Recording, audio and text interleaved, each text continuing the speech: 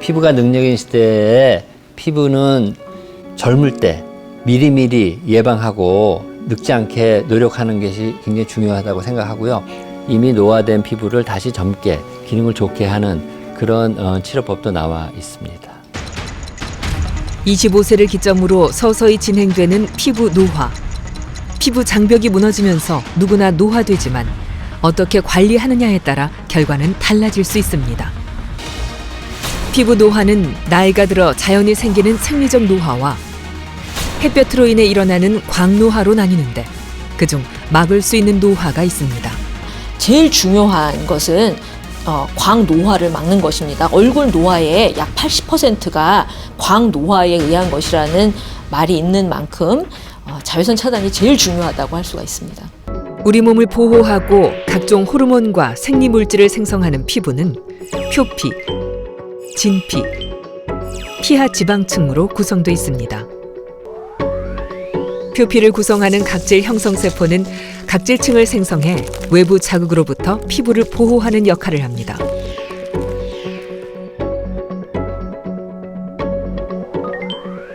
진피는 섬유 성분과 단백질, 탄수화물로 구성되어 있으며 피부에 힘이 생기게 하고 피부 모양을 유지시켜줍니다.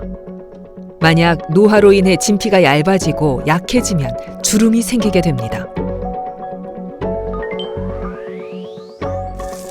진피 아래 피하 지방층은 우리가 섭취한 에너지 중 남은 부분을 지방 형태로 저장하는 곳으로 체온을 유지하고 필요한 경우엔 저장된 지방을 에너지원으로 사용하게 됩니다. 만약 피부가 오랜 시간 자외선을 쬐게 되면 표면에서 활성산소가 발생됩니다. 활성산소는 노화나 동맥경화, 암 발병의 원인이 되기도 하는데 특히 피부의 세포막과 인지질, 단백질과 탄수화물 등의 산화적 손상을 유발합니다. 나이가 들면 활성산소를 제거하는 능력이 감소하게 되고 그 결과 활성산소종에 의한 피부세포 손상이 더욱 크게 되면서 일광흑자와 검버섯, 주름살이 생깁니다. 활성산소종은 피부 노화뿐 아니라 피부암의 원인이 되기도 합니다. 비타민 A는 우리가 다른 말로 레티놀이라고 하는 성분이고요. 굉장히 우리 피부 노화를 예방하는 효능에 대해서 많이 연구되어 있고 몇십 년 전부터 그 효능이 잘 입증된 그런 물질입니다. 대표적인 것이 콜라겐 섬유를 많이 만들게 되고요. 탄력 섬유도 많이 만들고 또 콜라겐 섬유와 탄력 섬유를 분해하는 효소들이 있는데 그 효소들의 발현을 억제하기도 합니다. 피부가 노화되면 건조하고 염증이 생기는 것은 물론 주름이 생성됩니다. 이를 예방하고 개선하기 위한 성분이 바로 비타민 A입니다. 비타민 A는 피부 세포에서 대사되는데 피부에 흡수될 때 유도체인 레티노익산으로 변화하게 됩니다. 레티노익산이 표피와 진피에 관여하게 되면서 노화로 인해 소실되는 콜라겐 생성을 유도하는 것은 물론 탄력 섬유를 증가시키고 멜라닌 색소 침착을 억제해 피부 상태를 개선시키는 효과를 갖고 있습니다.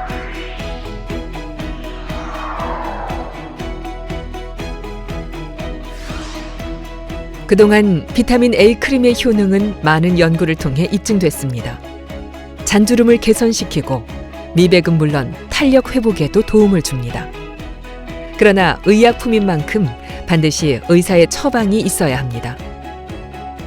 잘못 사용하면 심한 피부염과 착색이 발생할 수 있습니다. 처음에 바르게 되면 한 1, 2개월 정도는 피부가 굉장히 각질이 많이 일어나고 좀 옥죄면서 벌게지는 자극 현상도 나타날 수 있는데요. 동양인 피부에는 특히 그 레티노이드 피부염이라는 초기 자극 증상을 좀 일으킬 수가 있어서 피부에 염증이 생겼다 하면 염증 세포들이 몰려오면서 그 진피를 분해하는 효소를 또 막 분비해서 또 주름살이 더 생길 수가 있거든요. 레티노이드 피부염이라는 거는 초기에만 그러다가 나중에 이제 그걸 바르고 5분 있다 보습크림을 듬뿍 발라야 되거든요. 또 바르는 간격을 늘리면 그런 자극이 훨씬 줄어듭니다. 나이가 들면 피하기 힘든 것이 바로 주름입니다. 연령이 높아질수록 피부 생성 세포를 돕는 콜라겐이 감소하게 되는데 특히 모공 주변의 콜라겐이 줄어들면서 탄력이 떨어지고 주름이 생기기 쉽습니다. 피부 탄력도는 간단한 테스트로도 알아볼 수 있습니다. 손등을 3초간 꼬집었을 때 피부의 회복 속도가 빠르면 탄력 있는 피부로, 만약 꼬집은 후 회복 속도가 느렸다면 탄력이 떨어지는 피부 노화가 진행됐다는 증거입니다. 20년 넘도록 피부 노화 연구를 끊임없이 이어가고 있는 정진호 교수. 그는 특히 피부 노화를 유발하는 유전적 원인을 규명하기 위해 노력해왔습니다. 다양한 임상 실험을 통해 한국인의 피부 노화 원인을 찾아내고 피부 장벽 기능이 망가지는 요인들도 밝혀냈습니다. 이런 노력 덕분에 피부 노화 방지에 대한 기대감도 높아지고 있습니다. 현대의학에서는 아직 노인을 젊은이로 바꾸기는 어렵지만 피부는 우리가 노력을 하면 약간 노화된 것도 다시 기능을 좋게 하는 그런 약들이 많이 개발되고 있고 더 많은 연구가 필요하지만 피부 노화를 예방하는 거는 많이 가능하고 이미 노화된 피부를 다시 젊게 기능을 좋게 하는 그런 치료법도 나와 있습니다. 노화가 진행되면 피부의 표피와 진피, 피하 지방층의 두께가 얇아지고 탄력성이 떨어지게 됩니다. 또한 피부 장벽이 약화되면서 자반증뿐 아니라 여러 피부염이 발생하게 됩니다. 피부가 건조해지면서 가려움증이 생기고 이를 해소하기 위해 긁게 되면 피부염이 발생해 염증과 상처로 가려움은 더 심해지는 악순환을 겪게 됩니다.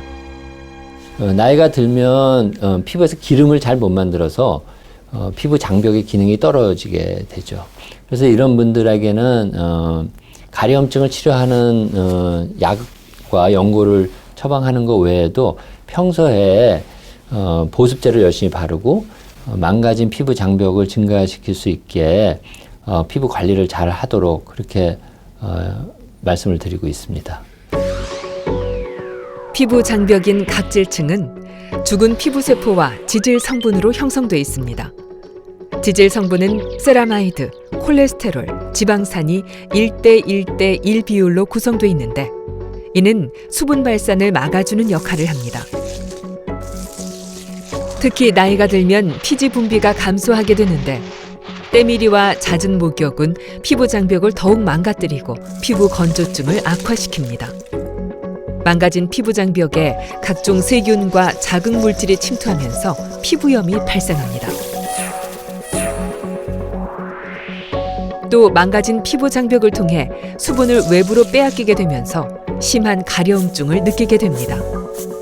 갑자기 피부가 가려워질 때는 내 피부 장벽이 많이 약해졌구나 하는 것을 이해하시고 각질세포를 가만 놔둬야 되는데 목욕을 하거나 때를 밀면서 그거를 각질세포를 벗겨내면 피부 장벽을 다 벗겨내는 거랑 진배 없습니다.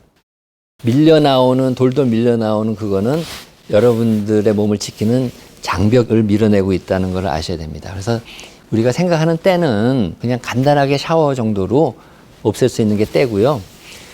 우리가 밀어내는 거는 장벽이다. 피부 건강을 위해선 뜨거운 물을 이용한 반신욕은 피하고 5분 이내 차가운 물로 샤워를 끝내는 것이 좋습니다. 실내 온도는 20도 정도의 서늘한 온도를 유지하고 또 전기장판이나 온수매트의 사용은 건조증을 악화시킬 수 있어 피합니다. 보습제는 냉장고에 차갑게 보관한 후 사용하는 것이 도움이 됩니다. 지금은 피부가 능력인 시대입니다. 어떤 사람이 똑같은 나이 사람이 있는데 한 사람은 60대로 보이고 한 사람은 80대로 보인다면 그 사람의 사회생활은 큰 차이를 보이지 않겠습니까? 그래서 젊었을 때부터 피부를 젊고 건강하게 유지시키는 그런 노력을 해야 되고요.